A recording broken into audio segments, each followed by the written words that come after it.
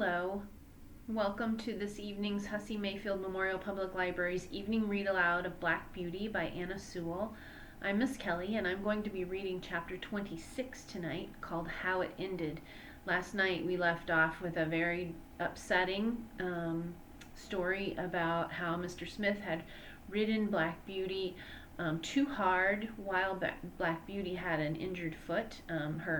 Her shoe had come off and had not fit well, and Mr. Smith, because of his drunken evening, was not thinking clearly and acting like himself at all, and just basically ignored her and made her ride hard, and in doing so she fell and threw him from her back, and she hurt her feet and her knees.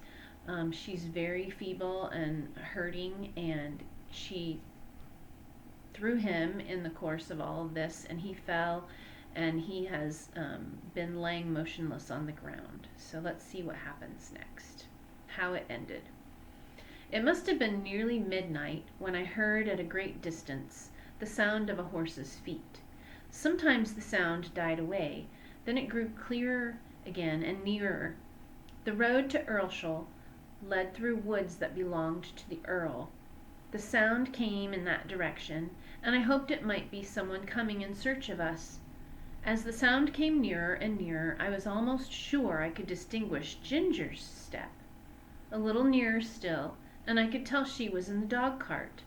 I neighed loudly, and was overjoyed to hear an answering neigh from Ginger, and men's voices. They came slowly over the stones and stopped at the dark figure that lay upon the ground. One of the men jumped out and stooped down over it. "It's Reuben," he said, "and he does not stir." The other man followed and bent over him. "He's dead," he said. "Feel how cold his hands are." They raised him up, but there was no life, and his hair was soaked with blood. They laid him down again, and came and looked at me. They soon saw my cut knees. "Why, the horse has been down and thrown him. Who would have thought the black horse would have done that? Nobody thought he could fall. Reuben must have been lying here for hours. Odd, too, that the horse has not moved from the place." Robert then attempted to lead me forward. I made a step, but almost fell again. "Alloo, he's bad in his foot as well as his knees. Look here, his hoof is cut all to pieces. He might well come down, poor fellow. I tell you what, Ned, I'm afraid it hasn't been all right with Reuben. Just think of his riding a horse over these stones without a shoe. Why, if he had been in his right senses, he would just as soon have tried to ride him over the moon. I'm afraid it has been the old thing over again. Oh, poor Susan." Susan is Reuben's wife. "She looked awfully pale when she came to my house to ask if he had not come home. She made believe she was not a bit anxious, and talked of a lot of things that might have kept him. But for all that she begged me to go and meet him. But what must we do? There's the horse to get home as well as the body, and that will be no easy matter." Then followed a conversation between them, till it was agreed that Robert, as the groom, should lead me, and that Ned must take the body. It was a hard job to get it into the dog-cart, for there was no one to hold Ginger. But she knew as well as I did what was going on, and stood as still as a stone. I noticed that, because if she had a fault, it was that she was impatient in standing. Ned started off very slowly with his sad load, and Robert came and looked at my foot again. Then he took his handkerchief and bound it closely round, and so he led me home. I shall never forget that night walk. It was more than 3 miles. Robert led me on very slowly, and I limped and hobbled on as well as I could with great pain. I am sure he was sorry for me, for he often patted and encouraged me, talking to me in a pleasant voice.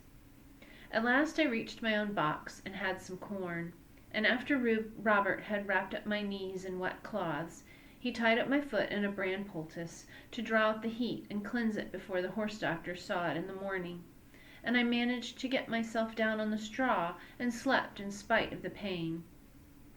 The next day, after the farrier had examined my wounds, he said he hoped the joint was not injured, and if so, I should not be spoiled for work, but I should never lose the blemish. I believe they did the best to make a good cure, but it was a long and painful one. Proud flesh, as they called it, came up in my knees, and was burned out with caustic, and when at last it was healed, they put a blistering fluid over the front of both knees to bring all the hair off. They had some reason for this, and I suppose it was all right. As Smith's death had been so sudden, and no one was there to see it, there was an inquest held. They investigated it, in other words. The landlord and hostler at the White Lion, with several other people, gave evidence that he was intoxicated, or drunk, when he started from the inn. The keeper of the toll gate said he rode at a hard gallop through the gate, and my shoe was picked up among the stones, so that the case was quite plain to them, and I was cleared of all blame. Everyone pitied Susan. She was nearly out of her mind. She kept saying over and over again, "Oh, he was so good, so good. It was that cursed drink. Why will they sell that cursed drink? Oh, Reuben, Reuben." So she went on till after he was buried, and then, as she had no home or relations, she, with her 6 little children, was obliged once more to leave the pleasant home by the tall oak trees and go into that great, gloomy Union House. That's so sad about Reuben's wife and family. That would be very difficult to lose him that way, I'm sure. Well, that's the end of our chapter for the evening, and I will be back tomorrow reading chapter 27 called Ruined and Going Downhill. So we'll see you then. Good night.